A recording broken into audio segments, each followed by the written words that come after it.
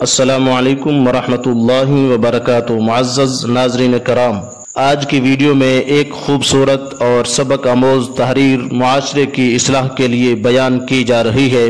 آنکھیں بند کر کے تصور کریں کہ ہم اپنی قبر میں ہیں اور فرشتے ہمیں بتا رہے ہوں کہ ہمارے پاس 999 نیکیاں ہیں اور 998 برائیاں ہیں، تو فرشتے ہمیں مبارکباد دیں کہ ہم جنت میں جا رہے ہیں اور ہم بہت ہی خوش ہو جائیں۔ پھر اچانک سے ہمارے گناہوں کی تعداد 1000 ہو جاتی ہے اور فرشتہ ہمیں بتاتا ہے کہ کسی نے ابھی ایک گانا دیکھا اور سنا ہے جو ہم نے اپنے سوشل میڈیا پروفائل پر یا واٹس ایپ سٹیٹس پر اپلوڈ کیا ہے، اس کی وجہ سے ہمیں گناہ کا بوجھ اٹھانا پڑا اور اب ہم جہنم میں جا رہے ہیں۔ اگر ہم لوگ سٹیٹس دوسروں کو ہنسانے کے لیے لگاتے ہیں تو یاد رکھیے اس ویڈیو کے پیچھے میوزک اور نامحرموں کی تصویریں ہوتی ہیں۔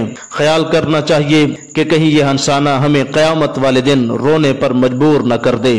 تو اس سے پھر بہتر ہے کہ کوئی اچھی پوسٹ، نعت یا تلاوت یا کوئی اصلاحی بیان لگا کر لوگوں کے دلوں کو ہم سکون پہنچائیں اور اعمال نامے میں نیکیاں بڑھائیں۔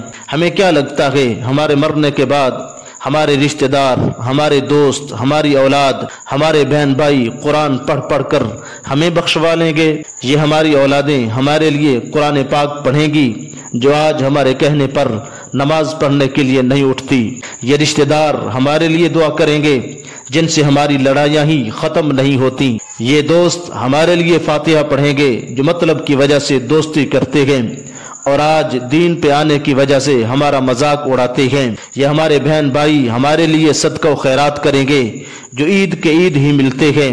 اے غافل اور بھولے ہوئے انسان، خلوص و محبت کے زمانے گزر چکے ہیں اور قیامت قریب ہے۔ یہ افراتفری کا دور ہے، یہاں تو لوگ زندہ لوگوں کو بھول بیٹھے ہیں۔ مرنے کے بعد ہمیں کون یاد رکھے گا؟